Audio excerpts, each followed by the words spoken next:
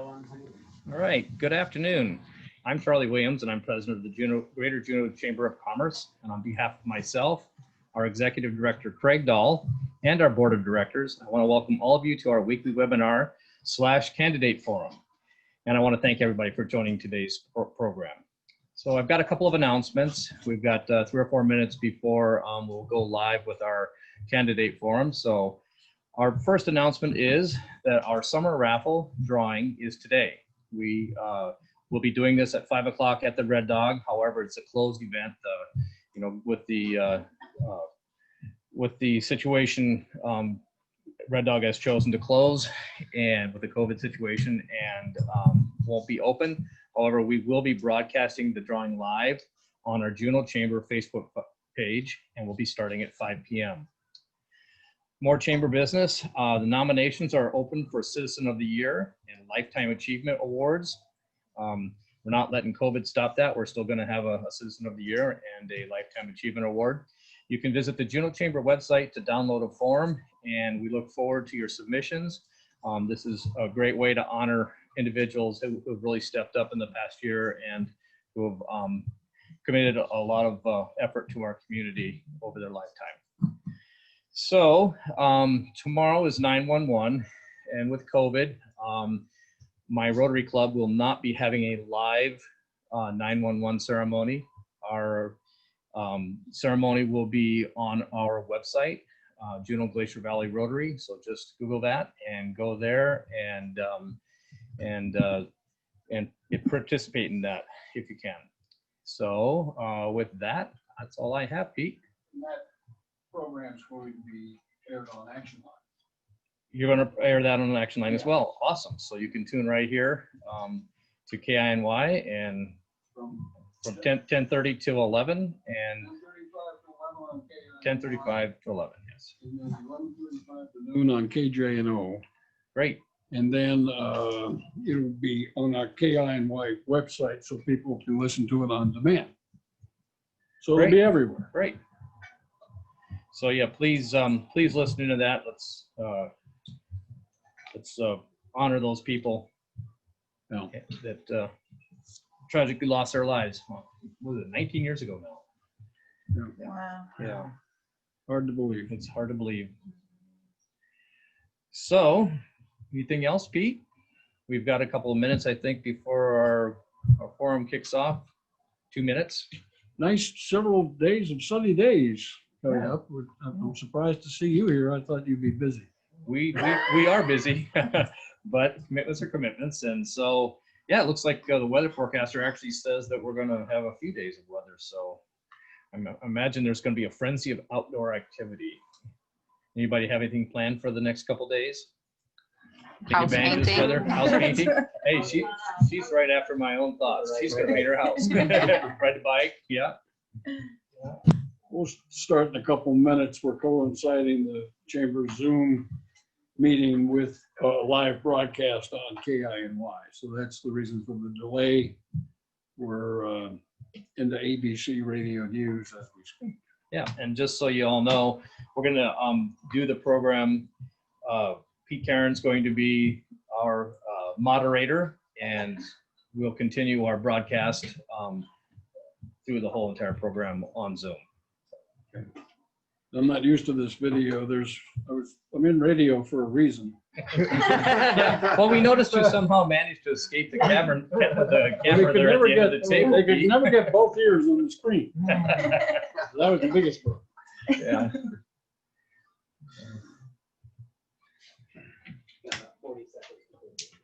All right. Is it 1 hour? Yeah. Hard 1 hour. So you're gonna go back. Oh, we might slip a few. Yeah. That might depend on the candidates too. But I have treats for you guys afterwards if you're all good. So we're nearly at the beginning, so I'm going to abandon my seat and let Maria take this seat over.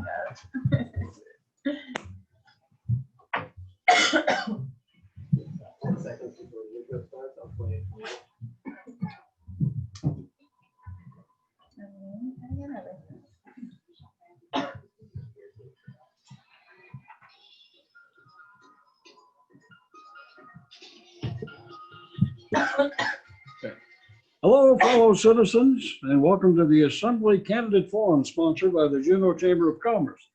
We are featuring candidates for the Assembly District 1 and 2 races.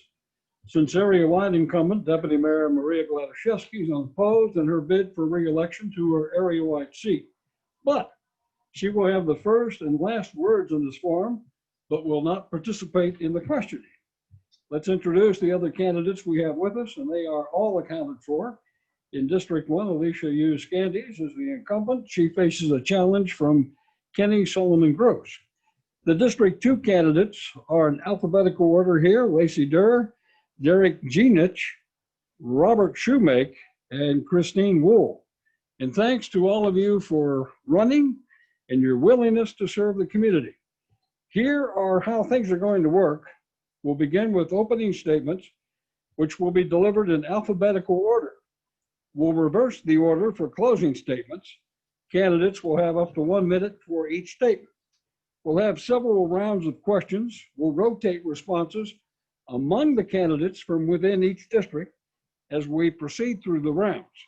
We'll start with the District 1 candidates in all cases and then move to the District 2 candidates. You'll all have 60 seconds to respond.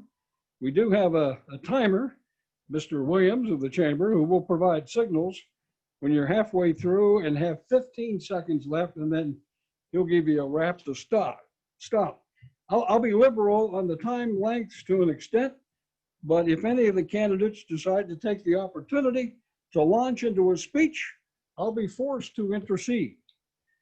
There will be at least 2 questions that requires only a yes or no response.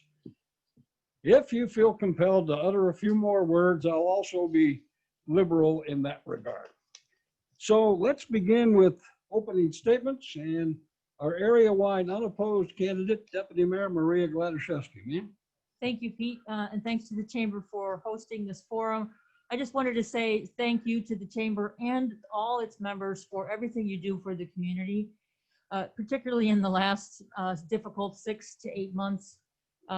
Your support for each other and for the community has been incredible. We really appreciate the support for the mask mandate that you've shown, really trying to keep the virus spread low throughout the community so we can open schools back up. That's really important, and really appreciate everybody's support for that. The Assembly's work in the last months, I'm not going to lie, has been really difficult, but it has been good work. It has been consequential work, and I'm really proud of my Assembly colleagues for all the work they've done, and all the staff and members of the community who have been kind to each other. So thanks again to the Chamber for doing this, and have good forum to everyone. Okay, very good. And then we'll move to District 1 candidates, and we'll start with Kenny. Thank you, Pete. Thank you, KINY Radio, Radio Center, and the Chamber for having us all here today. Just a little bit about me. My name is Kenny Solomon Gross. I work for a family operation, Gross Alaska Theaters, and we've been in business for 123 years. I've been with them for a long time, and in 1988, I moved down to Las Vegas, and I spent 20 years in the casino business. I was a single father down there with 2 boys, Shane and Zach. And my specialty the last 7 years, I worked at Caesar's Palace, and I was specialized in crisis management. I just want to thank everybody for the opportunity to be here today. And my candidacy, I think that I'm going to bring a lot to the Assembly with my experience and knowledge of what's going on. Currently, I serve on several boards. Gross Alaska Board, I'm on the Bartlett Hospital Board, I'm on the Bartlett Foundation Board, I'm on the Board of Equalization, and also the Vice President of Downtown Business Association, and the current President of Glacier Valley River. Thank you. Okay, and then we'll hear from Alicia, opening statement. Thank you, Pete, and thank you to KINY and to the Chamber for hosting this. I am Alicia Hughes Scandies. I am the current District 1 Assembly member. I'm a 16-year resident of Juneau. I work as a grants administrator for the state of Alaska presently, and I live with my family in North Douglas on the lands of the Aquan and Takuquan people. I'm running for re-election because I feel a sense of responsibility to see this thing through, having been an initial part of the response to the pandemic. I feel a sense of responsibility to make sure that we come out on the other side and that we're in good shape. There are still consequential decisions to be made, and I believe the experience that I've gained and the time that I put in would be beneficial to the town. I'd also like to continue the good work we started on goals like affordable housing, childcare, and homelessness. I look forward to the conversation. Okay, that's our District 1 candidates. We'll move to opening statements from the District 2 candidates, and we'll start out with Lacey Durr. Lacey? Thank you, Pete, and thank you, KINY, the Juneau Radio Center, and the Juneau Chamber of Commerce for hosting us today. I am born and raised here in Juneau, and I raise my family here, and I want to be able to see my children stay here. It is through these trying times that we find our strength and our drive to serve others. And as a lifelong Juneauite, I want to take my experience living here and bring that into my community to, I love what my other candidate said as well, to make sure that we can sustain our community here, that we can provide the medical care that we need here, that we have sustainable childcare. We have the ability to, for our employment, not only to grow jobs, but for self-employment, to keep our community strong, moving forward. And I believe I have the passion, the drive, and the care to stick out not only through COVID, but to see Juneau grow and prosper into something more and continue not only for our future, but for the future of our children. Thank you. We'll move on to Derek Genich. Derek? So good afternoon, everyone. First, I want to thank all of our listeners for listening in on this beautiful sunny day, and I want to thank the Juneau Chamber of Commerce and KINY for jointly hosting this forum. A little bit about me. I'm a second-generation born and raised Juneauite, having spent almost all my life living here. My grandparents immigrated to the U.S. from Croatia and first moved to town in 1970. That year, my grandfather had accepted a post with the U.S. Army Corps of Engineers as the project engineer of Snettisham Power Station. And ever since, my family has been based here with many members of my family serving in local schools. I graduated from Juneau Douglas High School in 2016, having served as student body president. And I then went on to study international relations and political science at Elon University. I just graduated cum laude in May as an Isabella Cannon Leadership Fellow, and I've returned to Juneau with a strong desire to get involved and make a difference in the community I call home. We are facing very difficult times, and I think a major goal that we need to accomplish moving forward is to diversify, to stabilize our economy, and to keep people in Juneau. It's a big problem facing members of my generation. People wonder how they can stay here with options in affordable housing and career prospects. And I think we need to make a concerted effort to keep Juneauites in Juneau, both young and old. So these are goals that I'm looking forward to implementing if I have the chance to serve as the District 2 representative on the Juneau Assembly. Thank you. All right, thank you, Derek. And we'll move on to Robert Shoemake. Thank you, Pete. My name is Robert Shoemake. I own Budget Appliance Repair. I'm running for Assembly because I want to be part of making things work. I know the challenges and difficulties that everyone is facing right now. I want to help safeguard our survival and plan for a prosperous future. I feel that the small business owner and common citizen is largely unrepresented in our city government. I feel we are shortchanging ourselves. We need someone who cannot afford not to balance the budget, a person who must go to work every day, a person who must succeed and produce results. And that's why I'm running for Assembly. Thank you. Very good. Our next candidate, I was initially told, well, my initial reaction was the pronunciation was Wall. I was corrected to say it was Wool, but I'm corrected by the candidate that it is Christine Wall. You're on. That is correct. Thank you. And thanks all for having me here. My name's Christine Wall. I've lived in Alaska about 11 years. I moved here originally to get my master's in fisheries. Now I work for the Nature Conservancy, where I am a regional program director, which means I work directly with Southeast Alaska communities and small businesses on sustainable development. I also serve our city. I chair the Blueprint Downtown Area Planning Committee, and I serve on the Juneau Commission on Sustainability. And through those projects, I have really got a chance to see how engaged this community is in its city, and that we do actually have a collective vision here. Obviously, this is a really important moment in history, and we need to be protecting our health and safety, but it's also an opportunity for us to rethink how we meet that collective vision. And I want to be part of that conversation, which is why I'm running for Assembly. Very good. That's our opening statements. We'll move to our first question. We'll start out with District 1 candidates and begin, as part of our rotation, we'll begin with Alicia Hughes-Scandies. Imagine, if you will, and I know Alicia can imagine this, The city and borough is facing a $3 million deficit. The code requires a balanced budget. How do you balance it? That's a great question.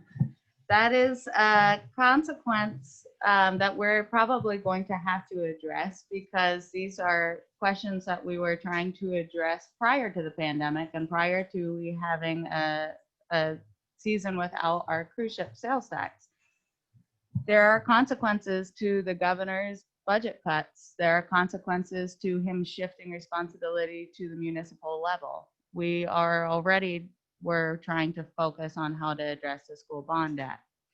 I think it's really important that in balancing the budget, we keep in mind that people are economically hurting right now, that this is already a place where we have a high cost of living, and that whatever we do, that we don't further shock the economy. So that means we're probably going to do as balanced approach as we can of using all of our resources, which includes our rainy day savings, our cuts, and some tax increases potentially.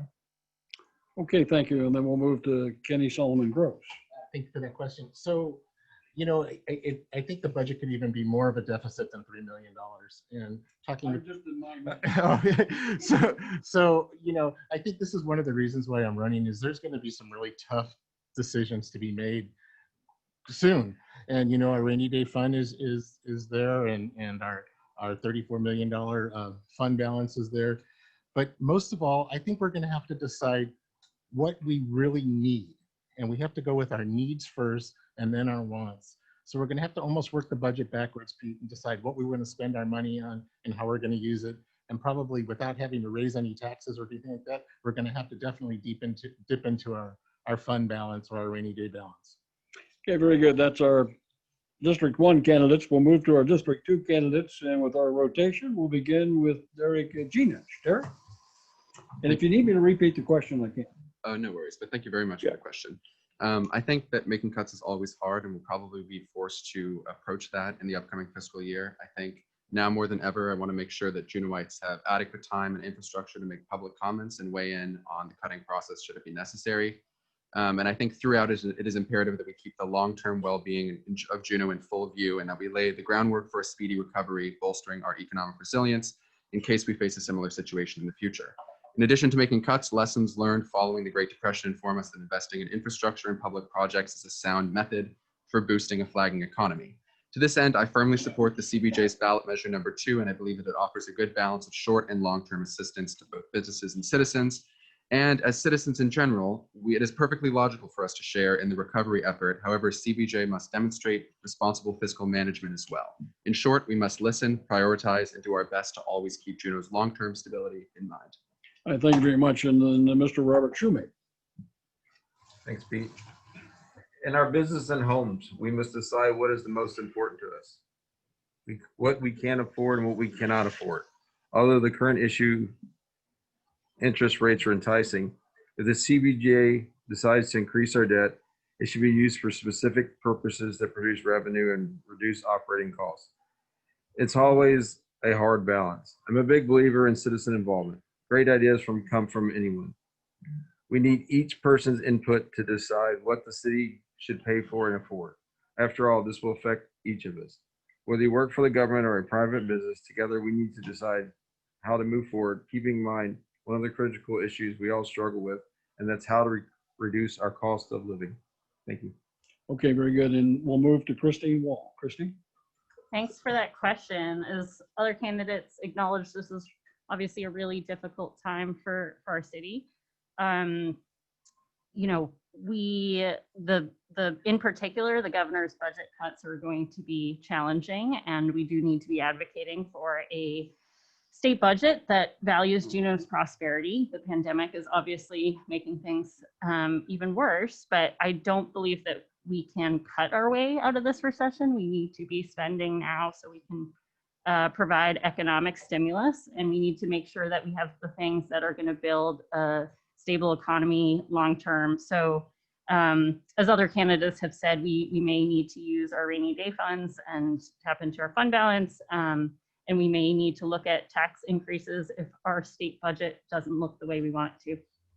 All right, thank you. And then Lacey Durr.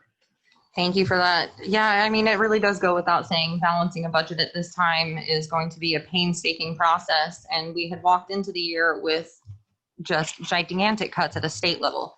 And like other candidates have said, pushing the responsibility to our civic government in order to fill in the gaps. And then we are hit with the coronavirus and a drastic reduction, missing out on our cruise ships and that sales tax. So we're going to be looking at all areas of our budget. Again, I like the statement of you can't cut your way out of this, but unfortunately, we're going to have to start looking at things from a drastic point of view. The needs versus wants and furthering needs down of high, low, and medium priority needs. It's going to take everyone here in Juneau. It's going to take the voices of all of our community. And together we can find reasonable solutions to move forward. But dipping into our rainy day fund is looking like something, unfortunately, we'll have to look into because as citizens, we can only bear so much. Okay, we'll move on to our second question. And we'll start out with the District 1 candidates, as we will in all cases. Here's the question. A lack of child care in the community, a chief concern, especially with children receiving online instruction at home. How should the local government assist, and what should be the financial commitment of that assistance? Kenny? So first of all, Pete, I just want everybody to know that I was a single parent and raised my two boys by myself. So I know what it's like to be out and having to go to work and not having proper childcare for your kids. And physically, it's almost impossible for a parent to be able to go to work and not know that their kids are safe. And I've been there, so I know that.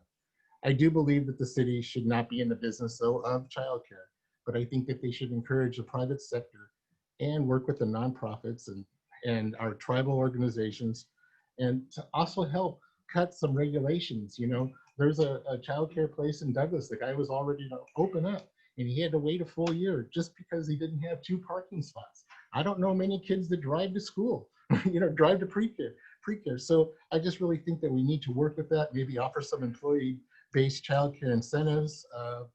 And, you know, that's really important to us. Childcare is very important to us. Okay, then Alicia Candies, your response. Thank you, Pete. This is something that we know right now our parents, our teachers, our kids are suffering because this is far from an ideal situation.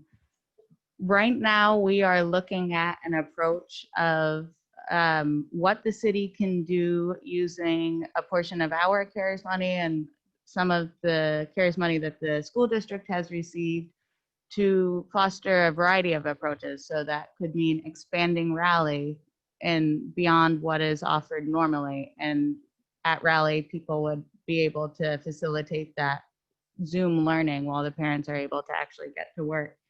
That could also mean the city working to be the middleman kind of for pods that you've probably read and heard about, of parents doing a kind of co-op thing, so they take turns, and working with employers and seeing if we can commit some kind of stipend to them where they can incentivize and be providing it on premises where the parents are. Both of you, is there a top limit to our financial commitment? I'm sorry, can you say that one more Is time? there a top limit to how much we devote financially to this? Well, I think we have to come at it holistically, you know. I mean, this problem is going to happen after the CARES money disappears, okay? This problem is going to be there when kids go back to school. We have to really approach it, like I'm saying, that us as the city, as CBJ, we're not in the childcare business. We have to encourage the nonprofits and other things to do this. So with that, though, we need to also help and make sure that people can go to work. Yes, there's always a top limit because we have finite resources, but I think it's a good use of the funding that we have available to us right now. Okay, same question to our District 2 candidates, and our rotation has Mr. Schumann back up first. Yes, Pete. So with our family, we just had to figure it out. We were able to get a high schooler who's also Zooming at home to kind of help watch over their kids. We've looked into maybe bringing a relative in to kind of help out who's unemployed right now. We have a lot of unemployment out there. I'm not saying everybody that's unemployed should be watching kids, but there's definitely those resources out there, and high schoolers are definitely within their means. Something as a city we could do is a lot of people are already working from home, so that it helps out a little bit. We could also look into changing hours people work. And that way, if they work staggered shifts, it might help one person in the family be home with the kids versus another person at home working with the kids. Those are kind of my ideas on it. I know what we're doing to make it work. I think a lot of people are doing that. We're doing a little bit of co-oping. We're helping out in some ways, but thank you. Okay, and Christine Wall. I think we need to build on the momentum already in our community around this issue. Scarcity of childcare disproportionately impacts women, people of color, and low-income families and their contributions to our economy. Luckily, we know what providers need. They need financial incentives to make their businesses work. And we as a city need to be proactive in helping with that. Obviously, with the pandemic, this issue has been heightened. And I do think there are some things we can do, like helping facilitate inclusive learning pods. But I think ultimately we need low community transmission and rapid testing so that kids can get back into the classroom where they are best able to learn. Okay, Lacey Durr. Thank you. It really highlights the importance lately of how big schools are to families and how much more they are than just education. As a city, we can do more to help the profession of childcare. There's a way to overregulate yourself and prevent capable childcare facilities from getting those funds when we have childcare assistance, the food services programs for the childcare facilities. If we were able to start looking at those and start working with what we have and maybe adjusting to make the profession more accessible. And that way we can have more childcare facilities with smaller numbers. You're spreading out the issue. And again, the low community transmission. The goal is to continue the masking, moving forward and keeping our transmission rate lows and getting our students back into the classroom where we need them. As a city, we need to focus on what we can do. And there should be a limit on that. There's only so much we can do. This was an issue before the coronavirus, and it'll be an issue after that. We hopefully will be able to start working towards a solution. Very good. Then we'll move on to Mr. Derek Genich. Thank you for that question. So first I want to say I've been a child that was cared for here in town. I was born here and I grew up here, and I'm really, really thankful and lucky that my grandparents also lived here, so they were able to step in and provide some support as I was growing up. But I want to recognize and maybe echo Ms. Wall's statement earlier that that's not available to everyone. And people really, really do need support, especially in these difficult times. So I think I definitely support the decision made by the Assembly in May to provide short-term assistance to childcare facilities. And I think that early childhood development is obviously extremely important, and we're already dealing with a lot of impacts on a generation of students who are learning online. And so we definitely need to take steps to mitigate that, and that I think starts with childcare and early childhood learning.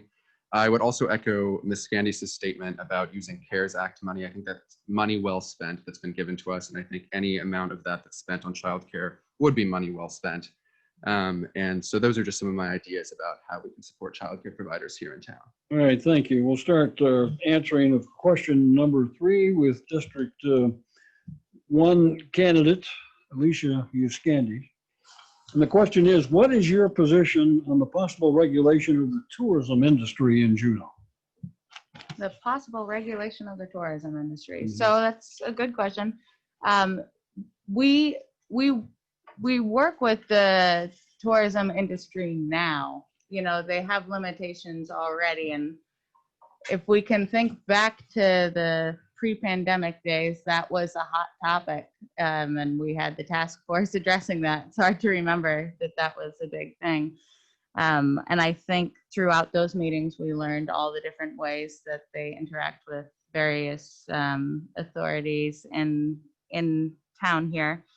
But I think the best way to approach the tourism industry, which is always going to be a really important part of our economy, is to view ourselves as partners.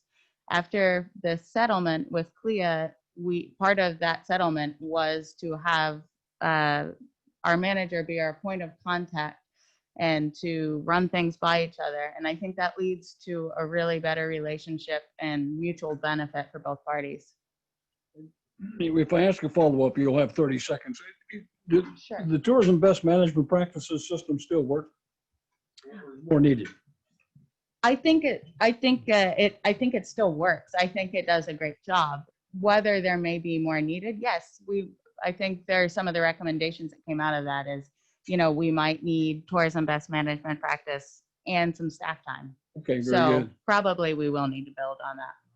And Kenny So Solomon Gross. tourist TBMP is probably a gold standard, and a lot of people around the country and especially in our state have actually copied this. I think too, when we're talking about regulating the tourism industry, the mayor set up a task force for the travel industry, and we really need to look at their recommendations and what came out of that and decide how we're going to go about it. So, right now we really need to be welcoming our tourists back to town. We're hurting, and we look at what our economy in Juneau is based on. It's based on tourism and mining and fishing and government jobs, and we can't afford to lose any of them right now, Pete. Not one. So we have to be open to our tourism, to our visitors coming back to town. All right, we'll move on to our District 2 candidates, and we'll start out with Christine Wall.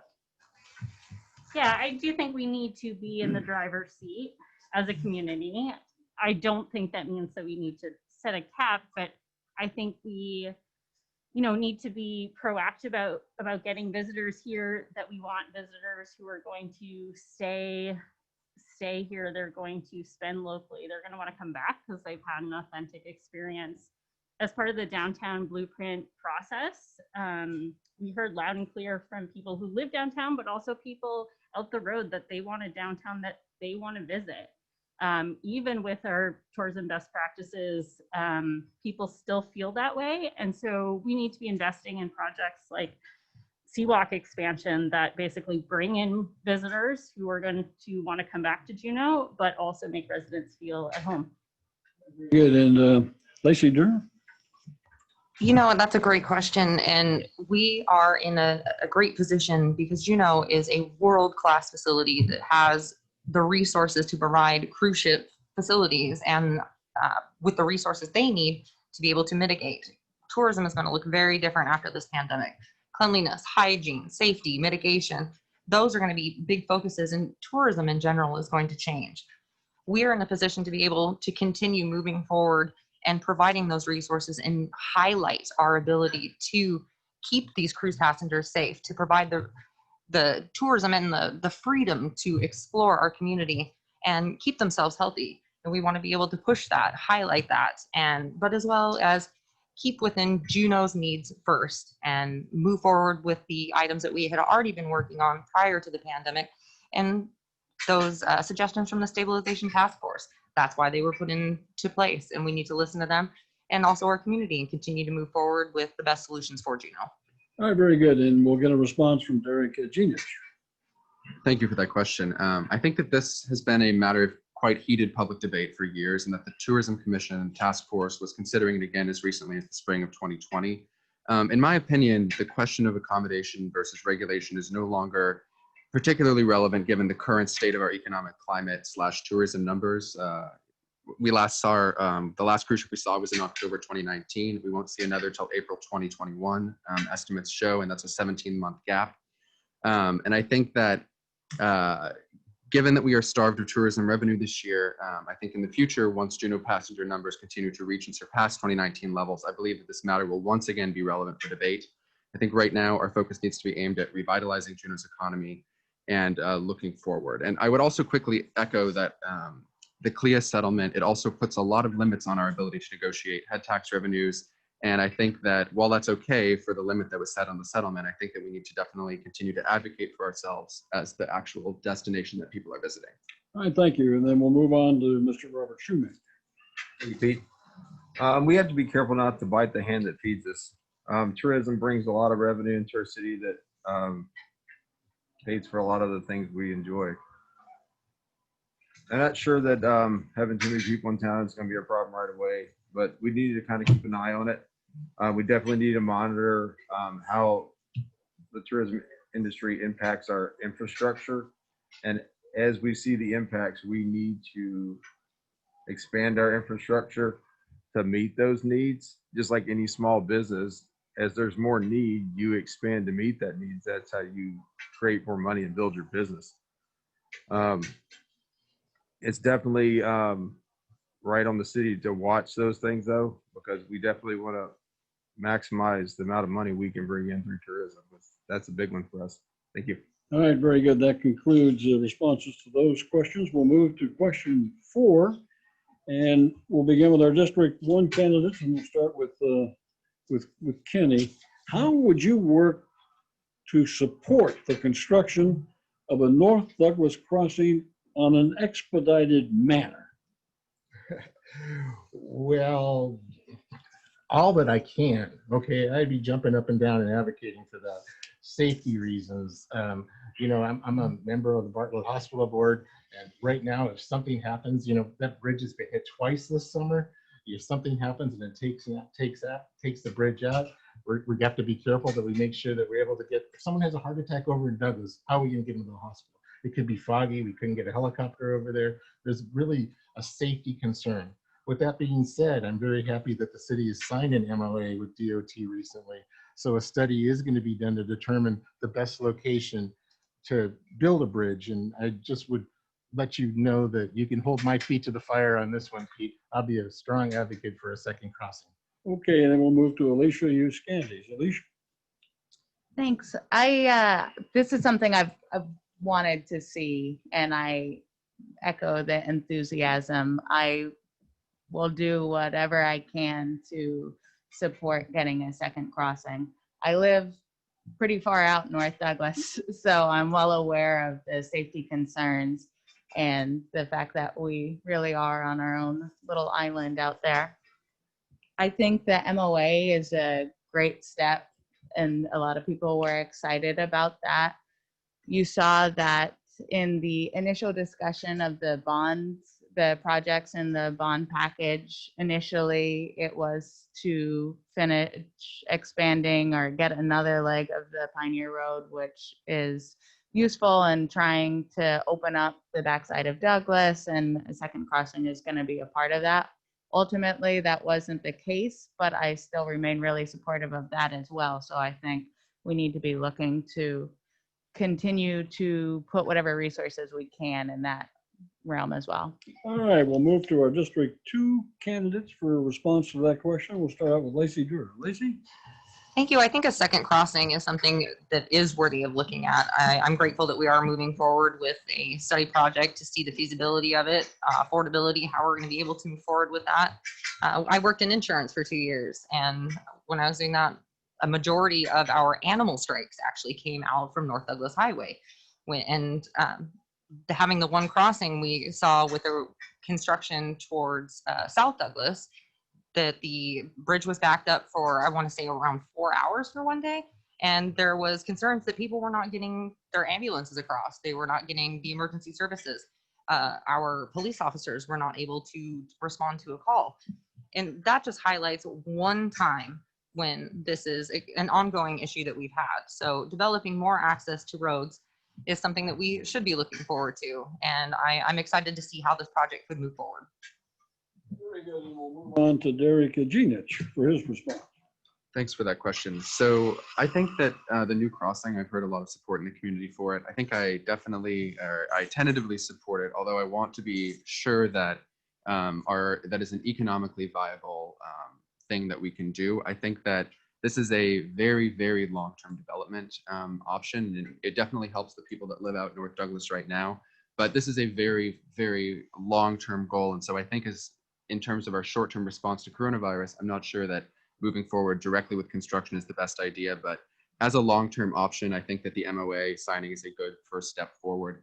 And I think that it's something that'll be important in the very long-term development of Juneau as a community. Very good. And Mr. Robert Shoemake. Thanks, Pete. Why are we still having this conversation? This thing should have been built years ago. I don't know how many times we need to study this thing, but I'm pretty sure it needs to be built. So I think we need to start moving some rock and building the crossing.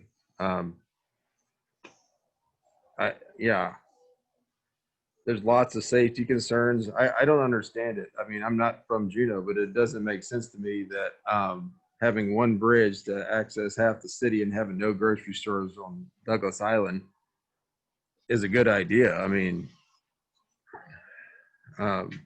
medical emergency, same thing. Other candidates have listed all that stuff. Never mind property values over there, and opening all that land up for development is just going to be huge. And the fact that you can get to the grocery store in 20 minutes versus an hour will be super helpful. Never mind Eagle Crest. I mean, it's super hard to get out there if you live in the valley, so why go? So Eagle Crest is a big concern. And anyway, I think it should be done. Thank you. All right, very good. And Christine Wall. In addition to some of the safety concerns that some of the candidates raised, I think we also know that we need more industrial space, we need more commercial space, we need more residential space in Juneau. We also need better shipping options, and that's going to require us developing the backside of Douglas, and we're not going to be able to do that without a second crossing because there would be too much traffic.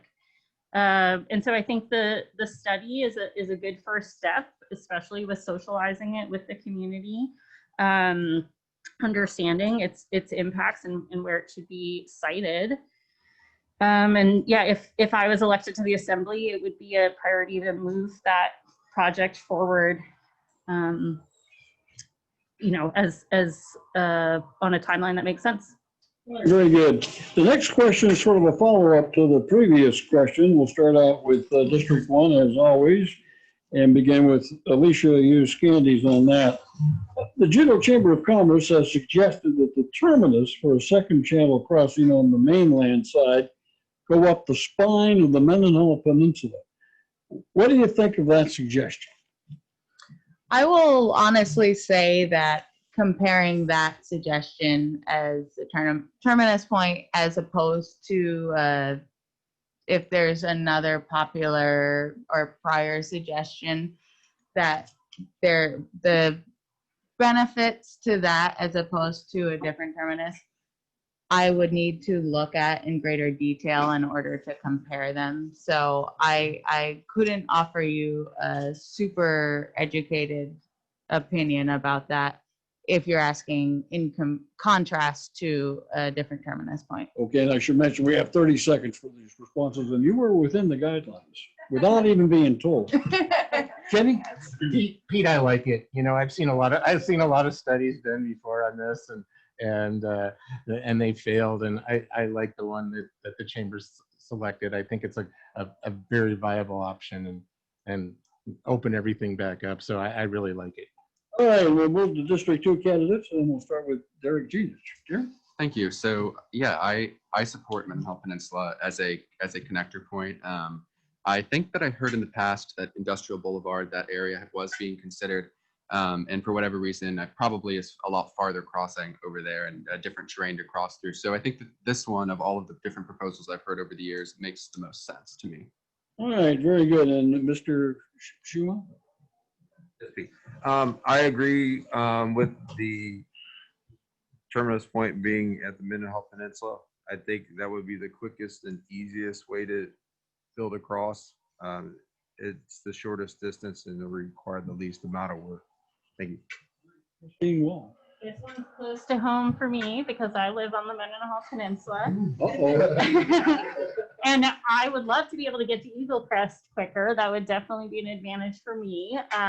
But I've definitely talked to neighbors who don't feel the same way. And so I think we just need to carefully evaluate our options on where this thing might go to better socialize it with the community. Very good. And Lacey Drew. Thank you for that. I do like the idea of putting it over Mendenhall Peninsula as a connector point just because of its location and like I said, the distance, but knowing the roads to get back there, Mendenhall Peninsula Road, and how you can go back through Fritz Cove, you want to be able to look at accessibility and not increase. We were talking about safety risks. You don't want to increase a safety risk to individuals traveling on a different path through back roads in the winter.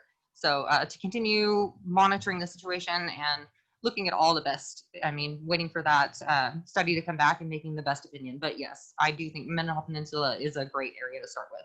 All right, thank you very much. We'll move on to question 5, and we'll start with District 1 as always. And start out here with Kenny Solomon Gross. It's a question that requires a one-word response, so you'll get 2 seconds to answer this one. You can take a break. As you know, the Juneau Chamber of Commerce supports a road to connect Juneau with the state's highway system. Do you support such a proposal? Yes or no? Yes. Alicia? Do I get dinged if I don't say yes or no? I've moved to a tolerate. Tolerate. I So- moved to a tolerate for the economic impact. All right, very good. And then District 2 candidates, Robert Shoemake, Yes, I support the bill. and then Christine Wall, No, I do not. and Lacey Durr, Yes, I do. and Derek Genich. I would support it if I were suitably convinced that the economic benefit would be large enough to justify it. That was within the 2-second time limit.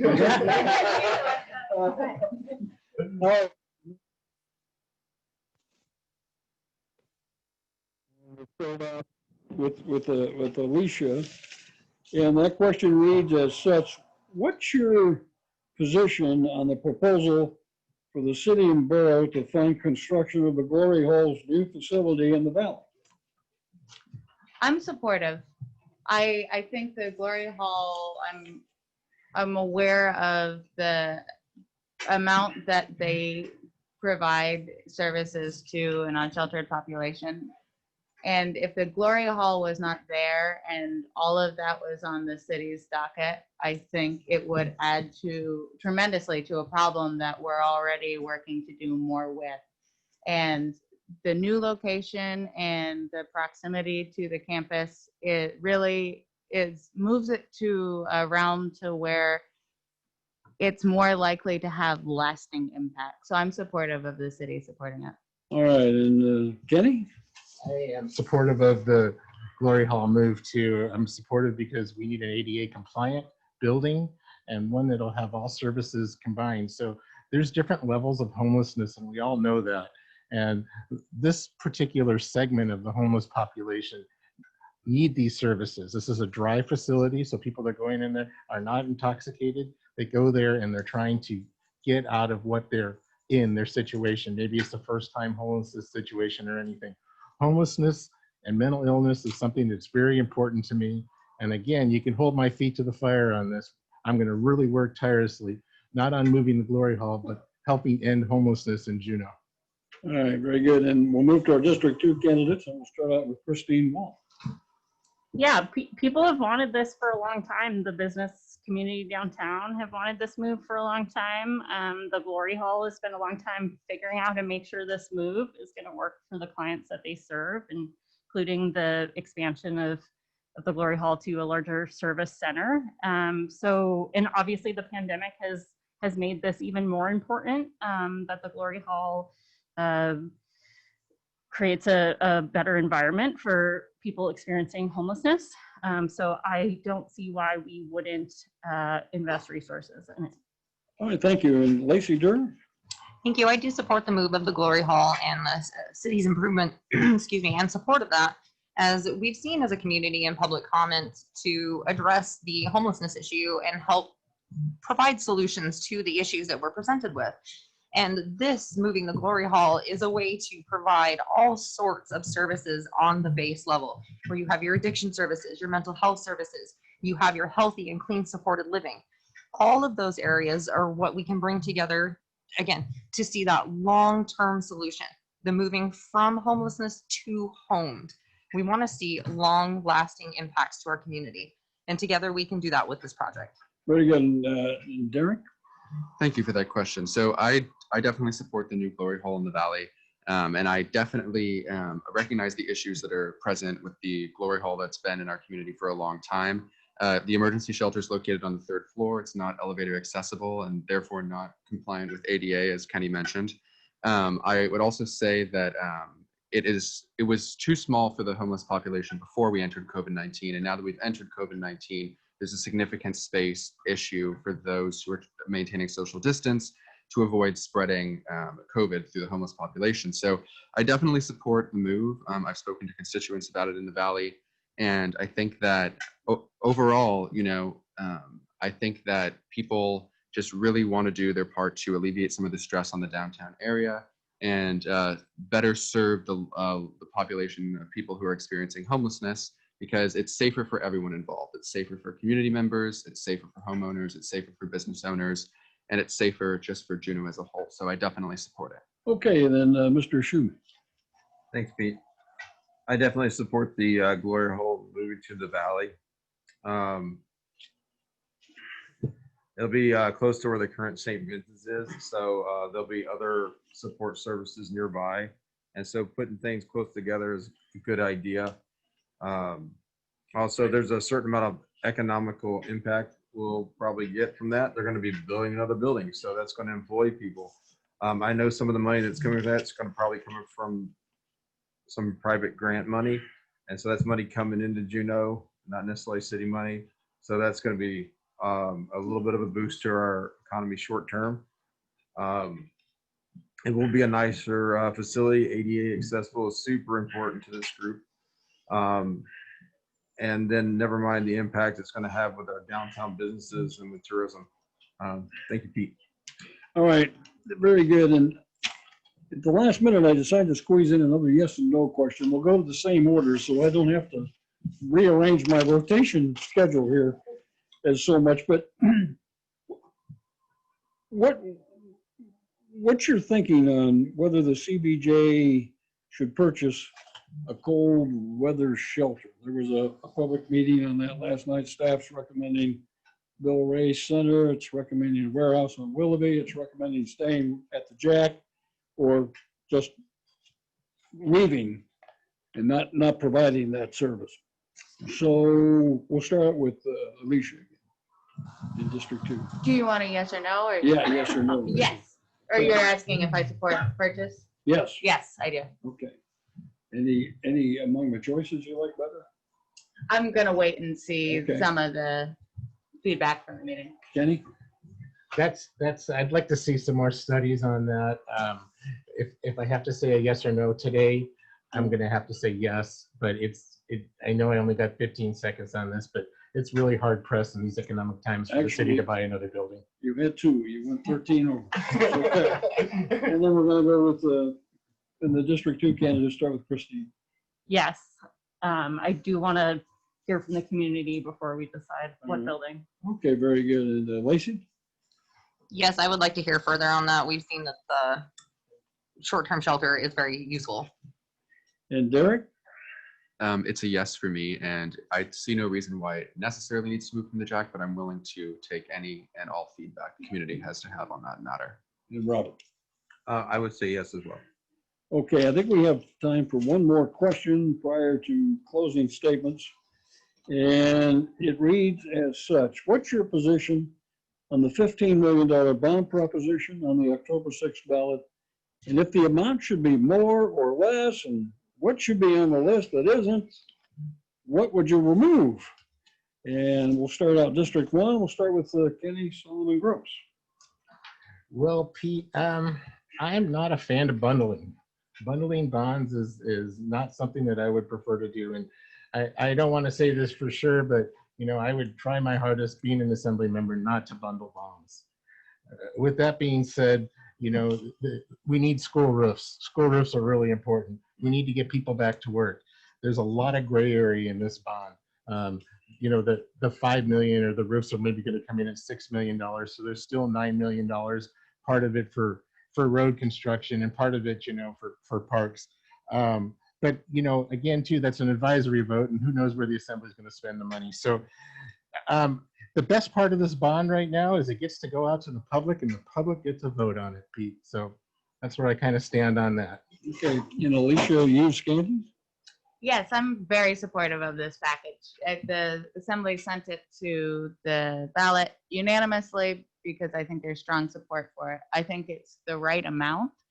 I thought it was the right thing to do to bundle. I feel like this is a good mix of projects, and I think it's going to be a stimulus to the economy at a time that we really need one.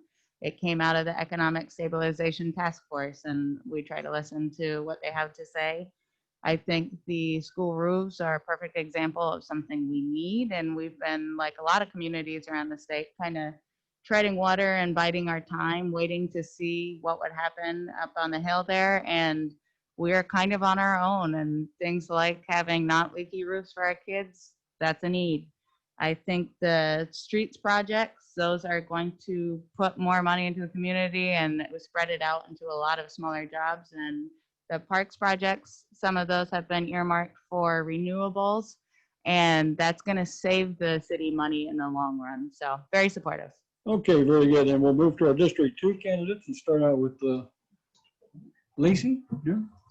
Thank you. I as well am not a fan of bundling, but I think given the time that we're in and the position that we're in and the funds that we had and the situations that we're looking at, I think the Assembly took the Economic Stabilization Task Force recommendation and did exactly what they should do with it. And they made it into something viable. They gave us options that we're able to move forward with Juneau and start repairing some of our items. But also, as it says, it is going out to the public for vote. It is everyone's duty to be able to look at this and decide, is that something that we want to move forward with? Is that something that we don't? But at least this is a way that we are addressing the issues that we have. We see our schools, how important they have been, how we need to get our students back in. If we don't have our schools to put our students in because they're falling apart, then that becomes an issue. I think this is a way to at least move forward during this time, and we can use the funds as needed, and we can move through and to getting us to an area where our economic future is a little bit more stable and known. Very good. And Derek Genich.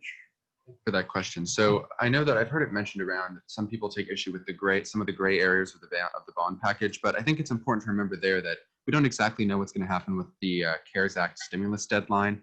And it's important to build some flexibility into this. And that being said, I think they did a good job of, as Lacey said, implementing the task force recommendations. And I think that in times of crisis, I think investing in infrastructure is a proven method, a sound method for stimulating the local economy. And I think this bond package does a good job of balancing business assistance, assistance for citizens, but also infrastructure investment. So I plan to support it. I do support it, and I plan to vote for it. And Robert Shoemake. I support the bond issue. I don't like the fact that it's bundled. I think each of those issues should be bid correctly and be able to stand on their own issue. And I wouldn't necessarily be a big fan of the city borrowing money to pay for things. But during this COVID crisis and the loss of tourism, it might provide additional stimulus money to our economy, keeping people employed. And I think that's super important.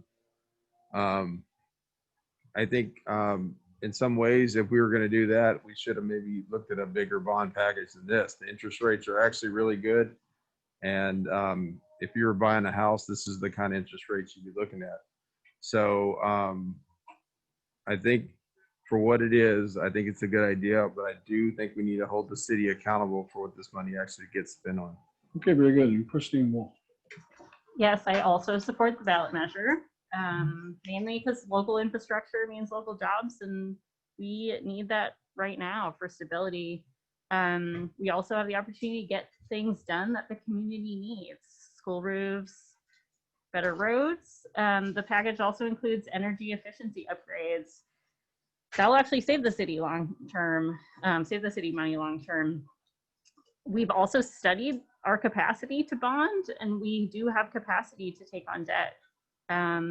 So I don't think we can put this off given our economic situation. Very good. That concludes our questioning. We'll move into closing statements. We'll start with our District 1 candidates. And Alicia, you Scandies gets to go first. Thank you again to the Chamber of Commerce for having me, and to Pete and KINY for broadcasting. To everyone listening, I'd like to remind you to hang in there. Remember that we are all in this together, and we're going to get through it. It has been my greatest honor to get to work for you on the Assembly, and I'm ready to keep working hard. While we do face a time of uncertainty and great fiscal strain, we're also in a time of opportunity.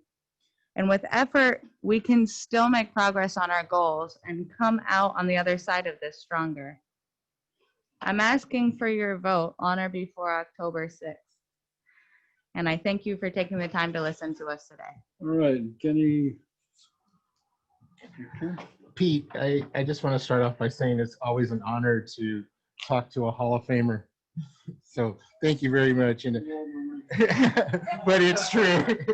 And I also want to thank the Juneau Chamber of Commerce, the Juneau Radio Center for putting on this forum today. And I want to thank everybody in town for listening and their questions and everything. And I just want to remind everybody that change is good. And I hope with my fresh set of eyes and my business experience and my experience, being a single parent and the business in this community, that I have a different way of looking at things. I'm solution driven, and I respectfully ask for everybody's vote so we can all work together in the coming years. So Very thank you good. very much, All everybody. right, thank you. And we'll move to our District 2 candidates. We'll start out with Christine Wall. Thanks to the chamber and for Pete and KINY for having me.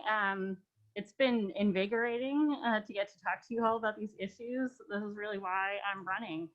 These issues are really complex, and I love dealing with complex issues. It's what I have a lot of experience in. I think if we can be listening to the public and trying to come up with creative solutions, we can get through what is a very challenging time. So I'm asking you all for your vote so that I can be part of those solutions.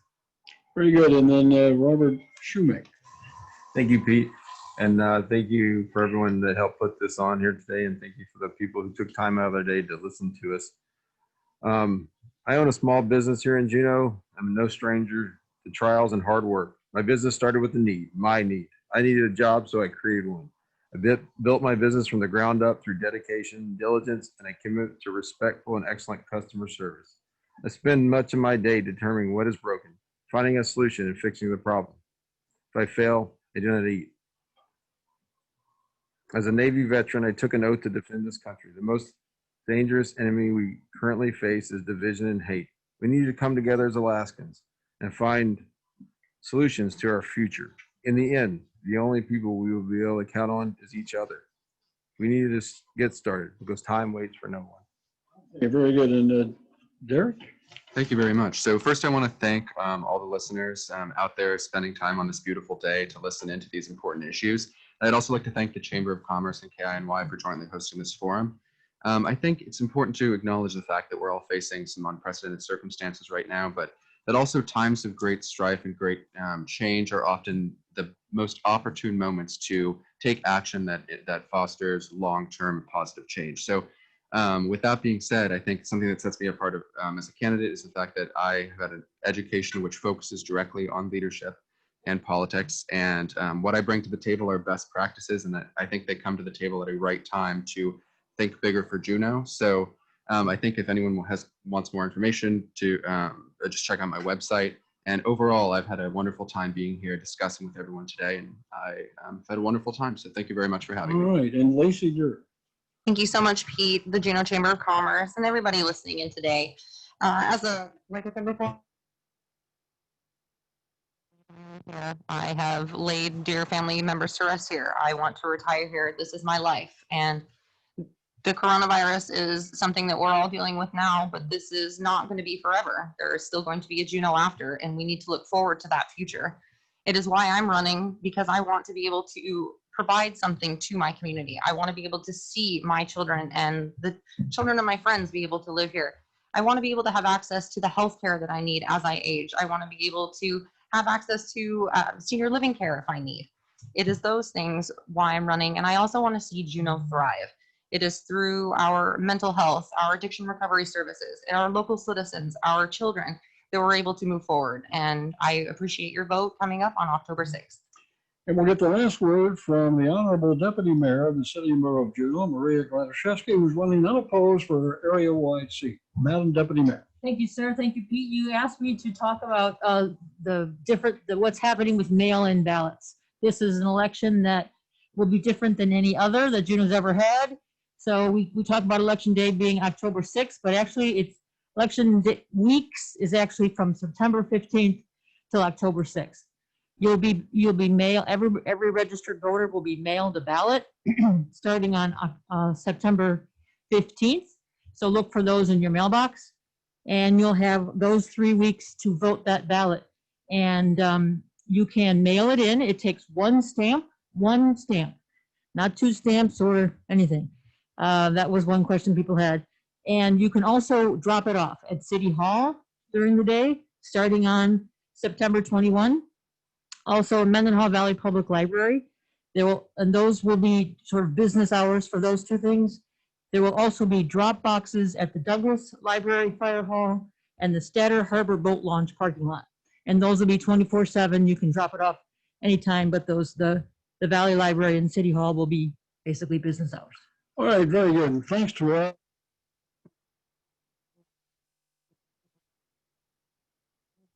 And fewer voters you have in this election. So good luck to the voters too.